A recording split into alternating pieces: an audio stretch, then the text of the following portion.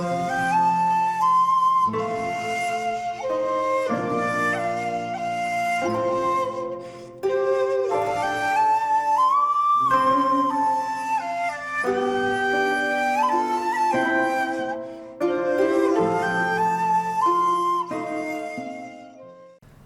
there, this is Solitary Ronan from Solitary Ronan Films, and welcome to another A to Z video. Today I'm going to do 26 films that you shouldn't watch with your parents. I will preface this by saying obviously everybody has different parents, unless you're related to the person with the same parents, and obviously some parents are more free and more leisurely with what their children watch, and the kind of way their children are brought up.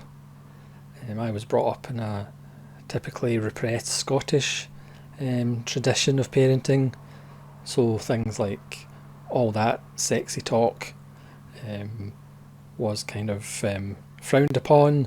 So even when characters kiss on the screen, there's lots of harumphing,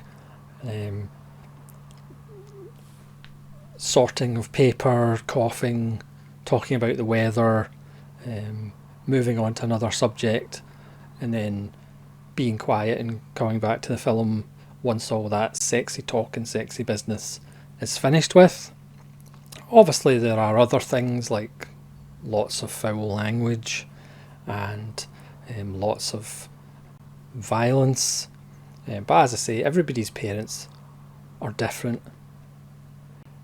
So this is my list of 26. I could do this probably 2 or 3 times. There's lots of choices for certain letters of the alphabet.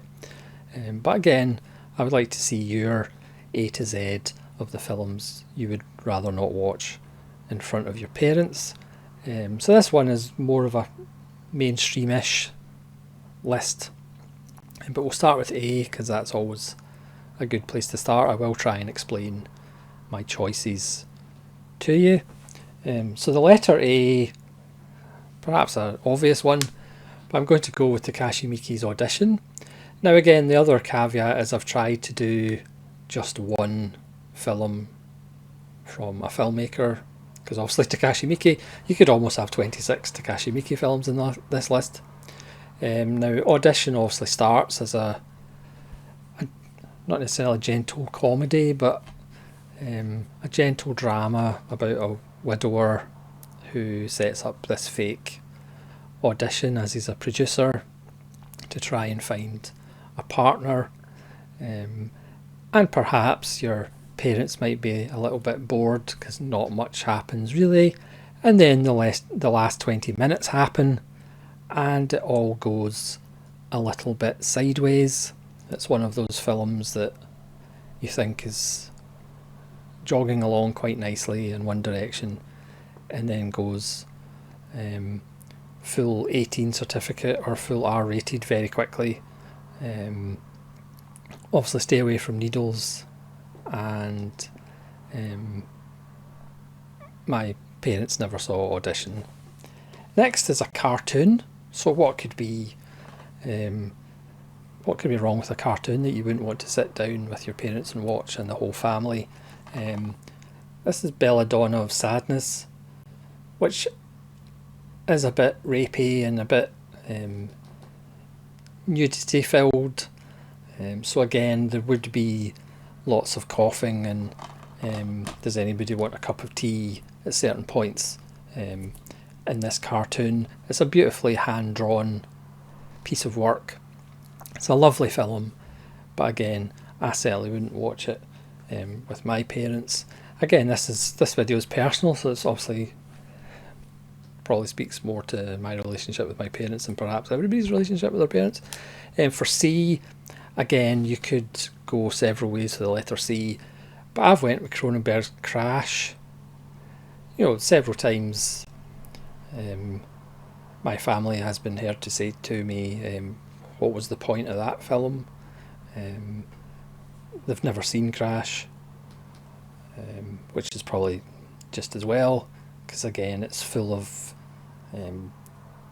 sexy talk and sexy action, even though it's not actually sexy in any way, shape or form, because it's just like car accidents. But I certainly wouldn't go, hey everybody, let's sit down and watch Crash. For D, Don't Look Now, for obvious reasons. Donald Sutherland's moustache, for one. But also the famous horizontal jogging scene between Donald Sutherland and Julie Christie. And obviously the film is about the loss of a child, and parents don't kind of like that thing. They don't like their children dying, apparently. So I've been told. Something a bit more upbeat and more enjoyable, perhaps, than Don't Look Now. Elvira, Mistress of the Dark. It's probably two things that you wouldn't want to watch with your parents. It's almost a carry-on film with a black wig. Some people would say it's not actually as good as a carry-on film. Lots of double entendres, a lovely slipcover, but again, not something that you would perhaps watch with your parents. Next, I've called this, it's obviously one of my favourite films of all time. I've called it a gritty documentary about living under a fascist regime, under dictatorship, and how that manifests itself. But the other thing about Flash Gordon is the fact that it's really quite filthy. Especially Princess Aura is absolutely filthy. It is quite rude, this film. Whenever Ornella Muti appears as Princess Aura, who has a fascination with Flash and probably wishes he would flash her. So Flash Gordon, despite being a gritty documentary, is actually really quite rude. Next, for different reasons, Glengarry, Glen Ross. I did have a review book that had the immortal line rated R for relentless profanity. And I do remember showing this to my family, and my mum was quite excited because she likes Jack Lemmon. And then he started swearing like a trooper, swearing like a Navy sailor.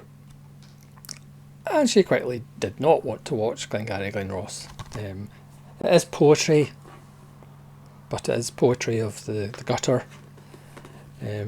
Next, there's lots of ways to go with H, but I went with Henry, Portrait of a Serial Killer, just because it's not dressed up to look like entertainment. It's obviously rough and ready. I can't imagine what the 4K would look like. This is just the Blu-ray. I'm not actually interested in getting the 4K of Henry because it should look horrible. Not that it looks horrible, but you know what I mean. It shouldn't look that polished. I'm sure it doesn't on 4K, but obviously one of the more problematic scenes is when the pair of them, Otis and Henry, break into the house in the home invasion and film it, and then we see them watching it back, and we are also watching it with them.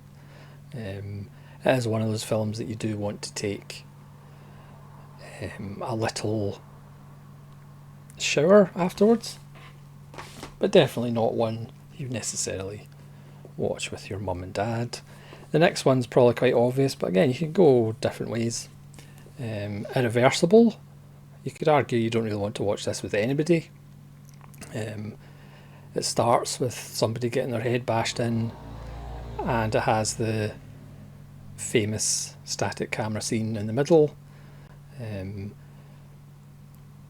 It's a lot of things, but one of the things it is certainly not family viewing. Next, the only DVD for J. I was kind of struggling with J,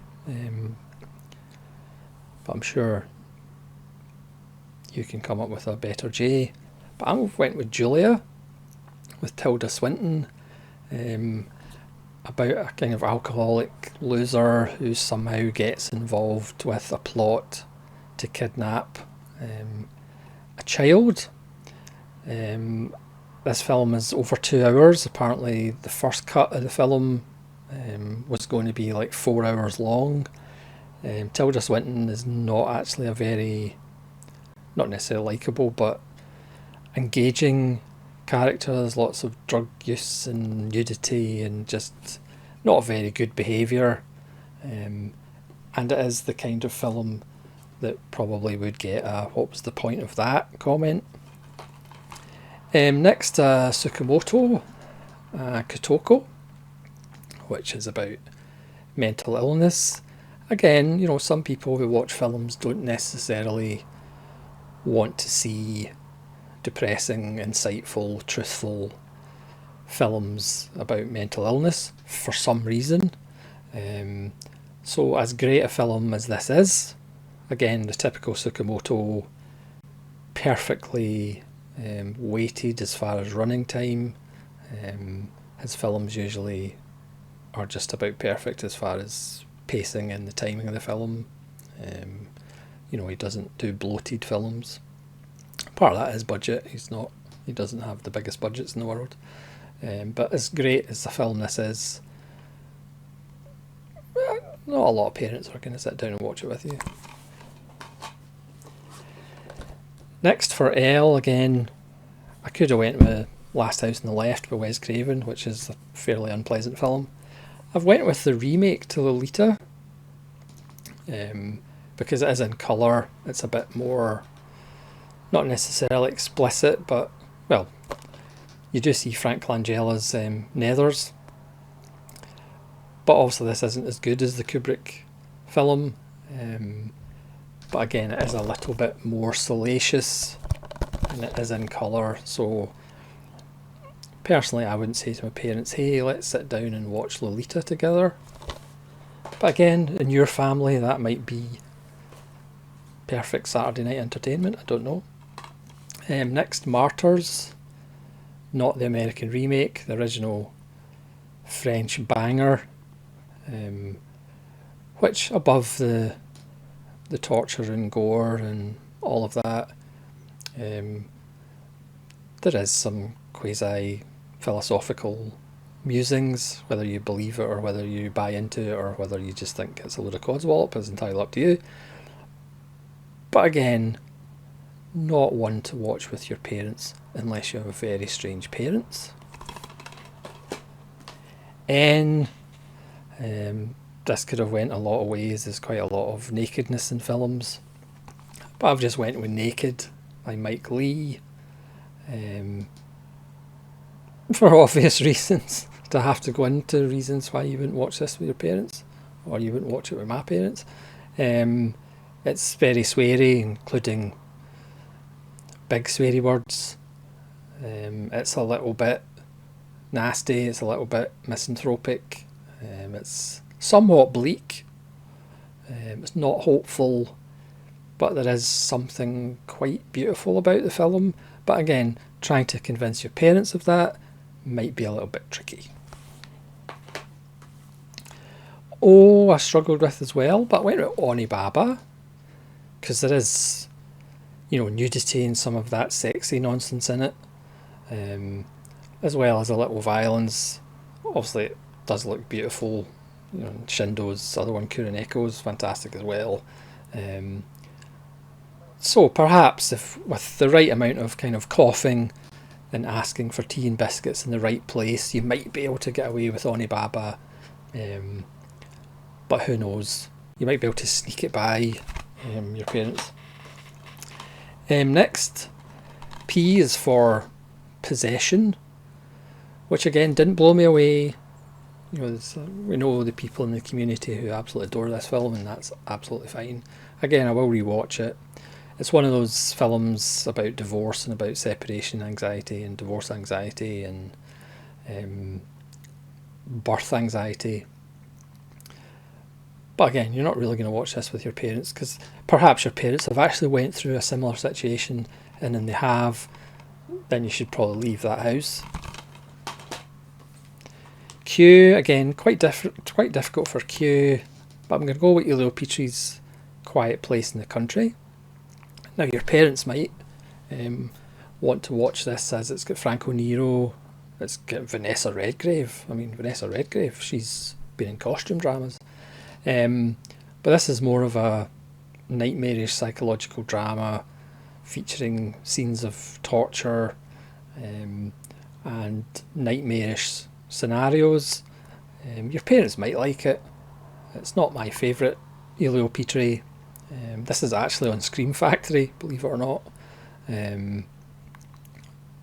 But certainly it might be a little bit in the Jack Lemmon as far as Vanessa Redgrave. She's responsible, but she is in a little bit of a disturbing film. Then R, it's kind of a landmark film, the first time as a youth that you see the Rocky Horror Picture Show. Still never watched it with my parents. It's the first time I'd heard the words transvestite and transsexual and Brad and Janet. Appearance by Meatloaf, of course, but you wouldn't get your parents within 5 feet of this. Obviously, some parents, unbeknownst to you, would actually be going to the theatre all dressed up and watching the live show of this. I don't know what a weird sensation that would be if you actually caught them going out and they were dressed as Frankenfurter and Magenta. But certainly this is one of the tentpole films that I would certainly never even consider watching with my parents. This is one, if I was watching it and one of my parents came in, you would switch the television off and throw the remote control out the window. S. Now, it's a director that I could pretty much put in for lots of letters of the alphabet, but as I said, I'm just trying to keep it one entry per director. Santa Sangre by Jodorowsky. Now you could say, this is his most mainstream film. This is his most narrative driven film, his most narrative friendly film. But there are things in it that perhaps you might have to explain to your parents why on earth you have a film like this in your collection. And if you've seen it, you probably know why. And one of the things might be a wrestler. Next is Texas Chainsaw Massacre. One of the few video nasties that actually deserve that, because it is a kind of an assault on the senses.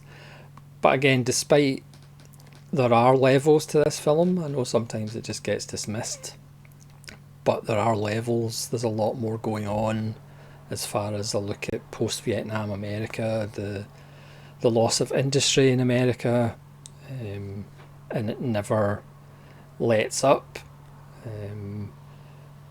But again, not everybody is going to appreciate what's going on in the film. They might just go, please stop that woman from screaming.